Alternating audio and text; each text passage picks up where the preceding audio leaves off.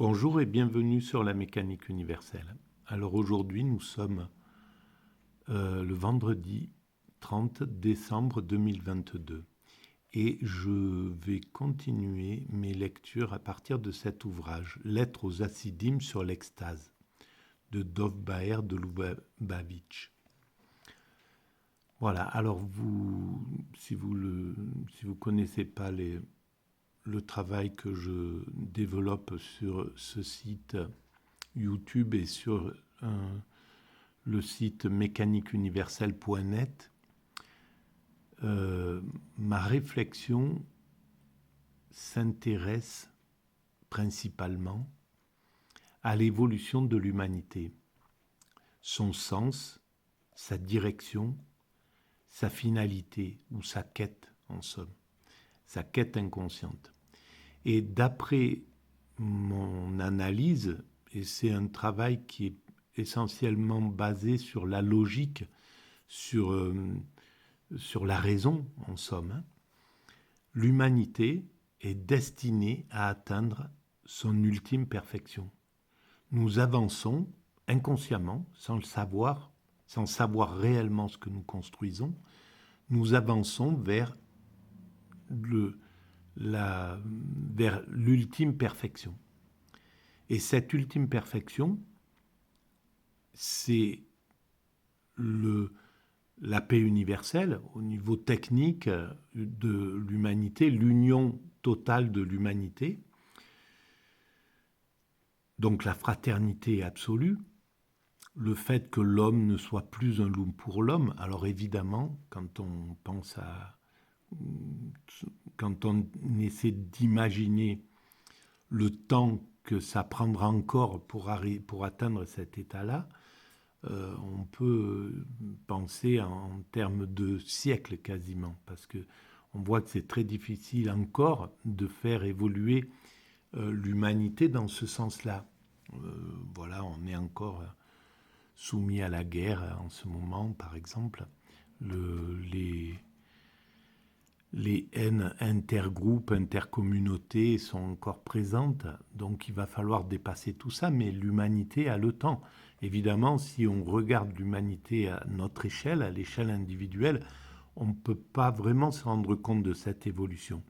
Mais si on accepte le principe que nous étions des primates naturels, donc le principe darwiniste, que nous étions des primates naturels, que entre ce moment où nous nous sommes désolidarisés des lois de la nature pour passer sur les lois de la culture, à former ce que nous appelons l'humanité, en somme, eh bien on voit aujourd'hui ce que nous avons réalisé déjà, même en termes de maîtrise de soi, de fraternité, voilà, d'aptitude à l'entraide, à la cohabitation de millions d'individus avec le moins de violence possible. On voit à quel point nous avons évolué, mais nous n'avons pas fini évidemment. Et cette finalité, pour revenir donc à cette finalité, c'est évidemment la paix universelle, un fonctionnement paradisiaque en somme, un fonctionnement écologique total qui ne pompe plus d'énergie fossile, etc., qui a atteint l'idéal de fonctionnement. On pourrait décortiquer un petit peu comment on peut interpréter cette finalité, mais c'est difficile d'imaginer ce que sera cet état de perfection. Pas plus que les philosophes pas plus que les hommes du XVIIIe siècle pouvaient imaginer ce que nous avons découvert aujourd'hui, où nous en sommes, où en est l'humanité. C'était pas possible. Et je vous remercie. Merci beaucoup. Au revoir. Bon week-end. Merci aussi. Au revoir. Et donc c'est pas possible pour c'était pas possible et pour les hommes du XVIIe siècle de pouvoir imaginer que l'humanité un jour arriverait à l'idée de de mondialisation, de village planétaire, de toile Internet, de Wikipédia, de la somme des connaissances qu'on peut avoir, etc., etc. Et donc, si la finalité de l'humanité est dans un siècle, 2 siècles, 3 siècles, on ne peut même pas imaginer comment elle se sera concrétisée. En tout cas, c'est le bien qui l'emporte toujours, et c'est l'amour qui l'emportera. Et dans cet état de perfection, selon moi, c'est l'arrivée dans l'extase. Et donc, on est tout à fait dans cet ouvrage de Lettres aux Hassidim sur l'extase. Je vais m'appuyer sur cette lecture pour essayer d'en démontrer toute la pertinence. Elle est démontrée, je suppose, à travers cet ouvrage-là. Je ne l'ai pas lu, je le découvre en même temps que je lis. C'est comme ça que je pratique.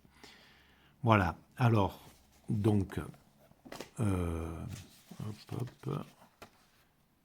on va commencer directement par l'introduction, en définitive. Alors, pourquoi ça ne fonctionnerait pas, ça? Pourquoi ça ne veut pas tenir en place? Voilà. C'est ça qui dérange. Voilà. Hop, hop, hop. Alors, eh bien, je vais lire et commenter éventuellement. Dov Baer de Lubavitch, 1773-1827, auteur de la lettre sur l'extase, a dirigé la tendance Chabad du mouvement hassidique à la mort de son père, Shneur Zalman de Liadi, qui en avait été le fondateur.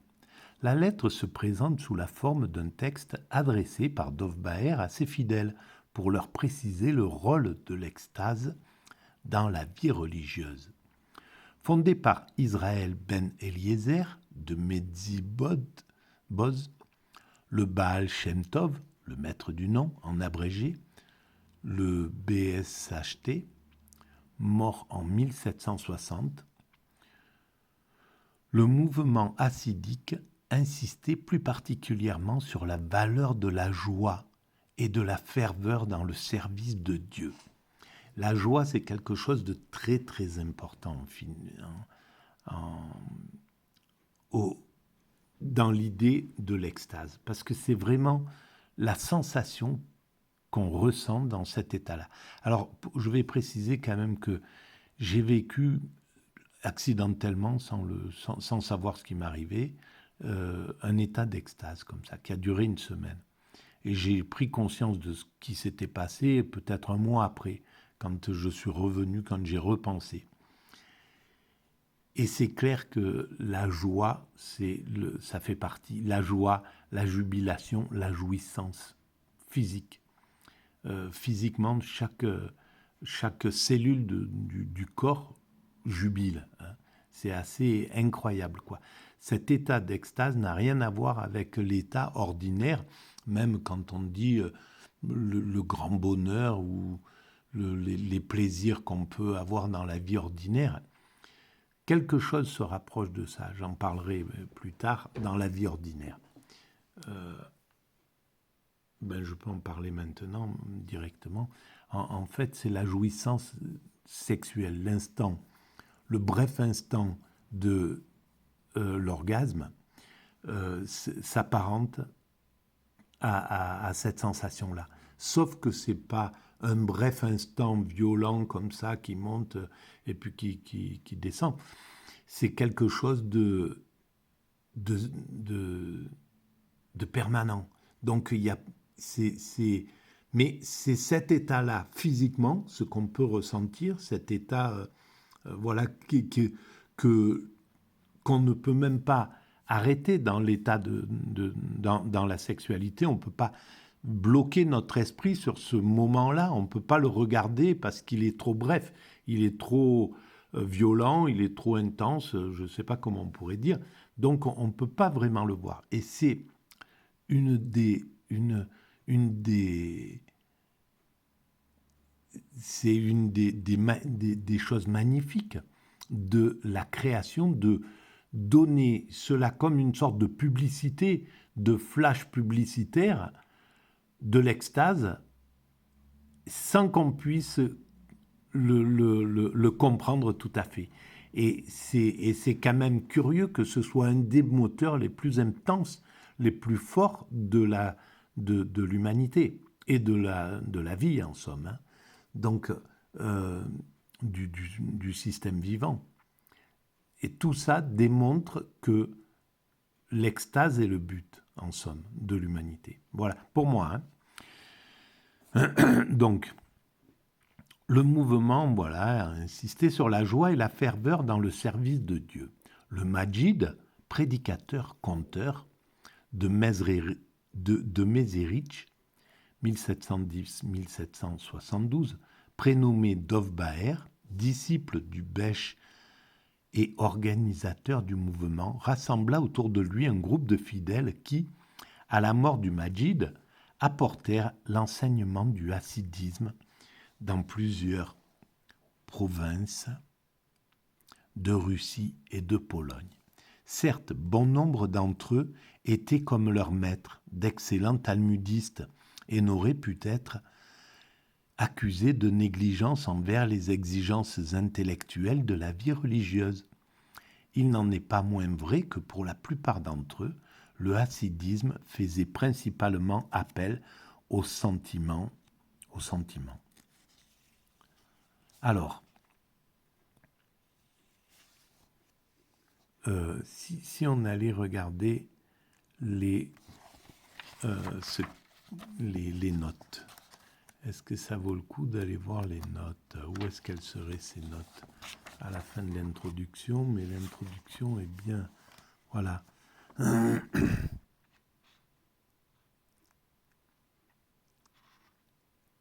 Bon, on verra les notes plus tard, en fait, à ce niveau-là. Donc, au sentiment, il était bon que le hasside cultive l'extase religieuse, en particulier dans la prière. On accordait une valeur à la contemplation, mais surtout à cause de l'extase qu'elle pouvait entraîner. Et la contemplation, c'est exactement ce qui se passe au niveau de l'extase. L'extase, c'est la cessation de l'activité. L'activité constructrice. On ne peut plus construire, faire, voilà, bâtir, être dans la vie ordinaire quand on est dans l'état d'extase. On est uniquement dans l'état de contemplation. On peut vivre, agir, faire, vivre, se promener, manger, enfin, continuer à vivre normalement dans ce sens-là, mais l'esprit n'est plus apte à la créativité constructrice, à mon sens. L'approche de Sneur Zalman était différente, et il affirmait, non sans raison, qu'elle est l'interprétation la plus authentique de l'enseignement du Majid. Dans le système de Sneur Zalman, la contemplation était un bien en soi. Le mental doit se plonger dans le service de Dieu, s'engager dans une méditation profonde sur sa nature, son omniprésence, ses rapports avec le monde, et l'extase du cœur suivra tout naturellement. Voilà. Donc quand on parle du service de Dieu, c'est être au contact, en fait. Être en extase, c'est servir, c'est être au service de Dieu. Parce que, pour moi, c'est le principe créateur, ce principe à l'origine de l'univers, en somme, hein, qui compose tout l'univers. Quand on est dans l'état d'extase, en fait, on a donné accès à notre esprit au principe divin, à ce principe créateur. C'est lui qui prend possession, en somme, de notre corps et qui jubile à travers nous, d'une certaine façon. Parce que l'ego disparaît, on n'est qu'une jubilation, on n'est qu'une joie, on n'est qu'un bonheur suprême, quoi, qu'un état de bonheur suprême et de plaisir suprême. Donc, l'individu en tant que tel, moi, Jean-Marc Tonizzo, habitant là, etc., possédant tout ça, ayant tel âge, mesurant tant, etc., tout ça, ça disparaît. Tout ce qui... la position sociale, donc on n'est plus qu'un corps qui contemple.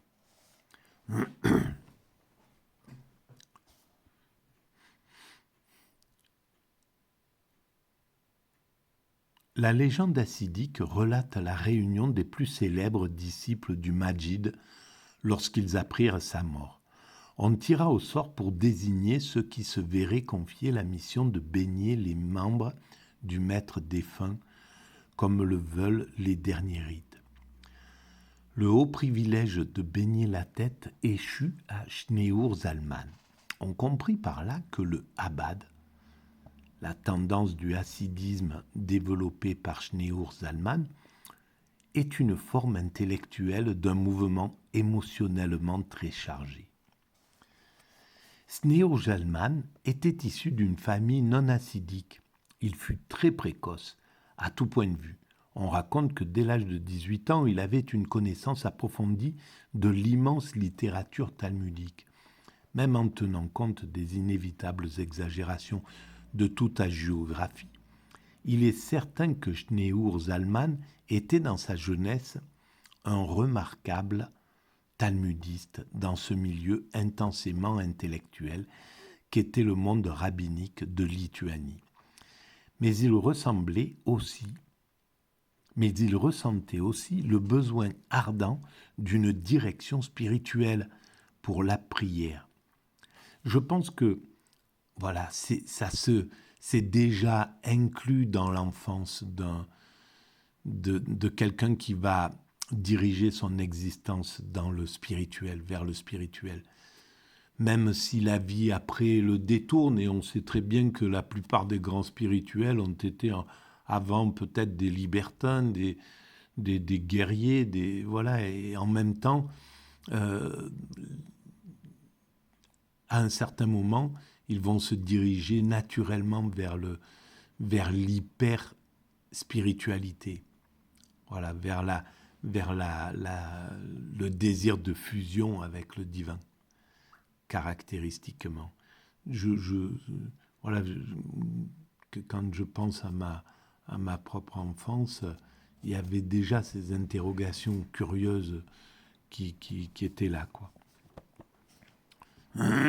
Mais c'est pas pour ça. Et après, j'ai complètement bifurqué. J'étais dans une vie tout à fait matérialiste, on va dire, ou voilà, même de débauche pratiquement. Enfin, c'était pas de la débauche, mais voilà, c'était une vie d'ivrognerie, etc. Donc,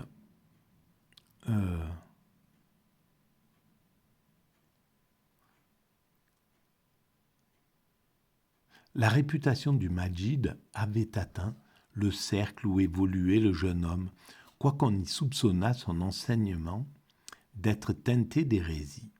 Schneur Zalman, alors on est toujours, voilà, il y a toujours dans les hyper spirituels, en fait, ceux qui vont chercher la fusion avec le divin, donc qui vont sortir du système de la religion au niveau dogmatique simplement, qui vont s'intéresser à la mystique absolue. Bien souvent, le système religieux, le dogme, va les tenir un petit peu à distance, ne les comprend pas, parce que si on ne fait pas l'expérience de l'extase, on ne peut pas réellement comprendre pourquoi on est attiré par ça, quel est l'intérêt de cet état-là, pourquoi existe cet état-là, évidemment. Et c'est normal que les religions ne sombrent pas, au fond, dans l'idée de l'extase, parce que comme je l'ai dit tout à l'heure, l'extase, c'est la fin de l'activité. Et donc, c'est une humanité qui rentrerait entièrement en contemplation ne pourrait plus achever cette humanité. Et donc, on doit finir de la construire. Et pour finir de la construire, il faut de l'action.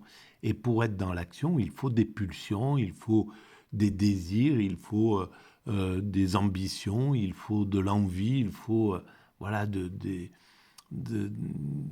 avoir des carottes quoi, pour aller, pour donner notre existence à la création technique de l'humanité.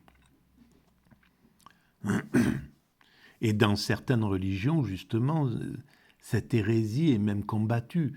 Le soufisme a été combattu et a été maltraité. Donc, voilà, et c'est dommage parce que c'est le sommet de la religion.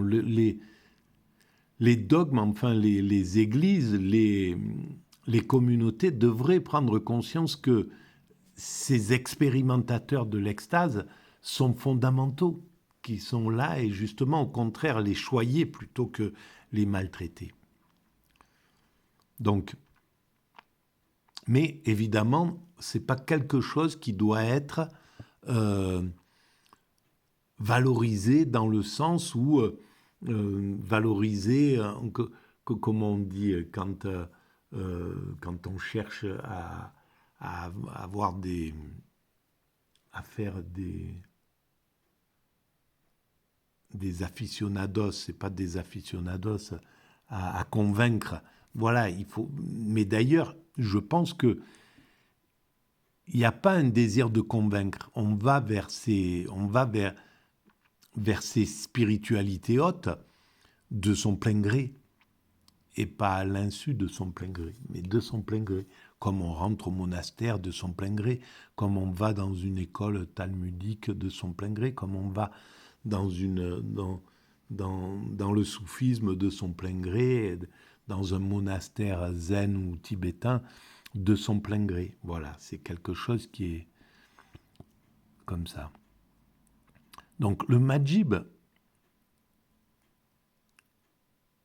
alors, la réputation du Majib avait atteint les cercles, etc. Je l'ai lu ça.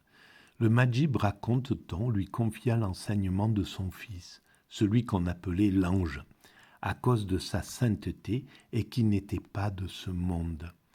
Voilà, ne pas être de ce monde, je comprends tout à fait ce que ça veut dire. Et c'est un peu la sensation que j'ai réellement maintenant, de plus en plus, d'avoir à avouer mon existence à autre chose, quoi. Mais c'est pas quelque chose qu'on cherche, c'est quelque chose qui s'impose à nous, tout simplement. Voilà, et c'est comme, pareil, quelqu'un qui va rentrer dans la toute spiritualité, il y est attiré, il y est poussé, il n'y a rien qui... C'est une force qui est au-dessus de lui-même qui l'attire vers ça. Mais comme de partout, hein, voilà, pour quelqu'un qui veut devenir un champion de 100 mètres ou gravir l'Everest, eh ben, il y a quelque chose qui l'attire dans cette particularité et qui correspond à sa nature, à son état d'esprit, etc. En retour, le Majib et son fils initièrent Shneur Zalman au mystère de la Kabbale et aux enseignements fondamentaux du hassidisme. Voilà, je vais arrêter là. Alors, 5, la Kabbale. Qu'est-ce qu'ils disent sur la Kabbale? Qu'est-ce qui est dit sur la Kabbale? Tac, tac, tac. Introduction, c'est la fin. Alors, la Kabbale, c'est le 5. 3, 5.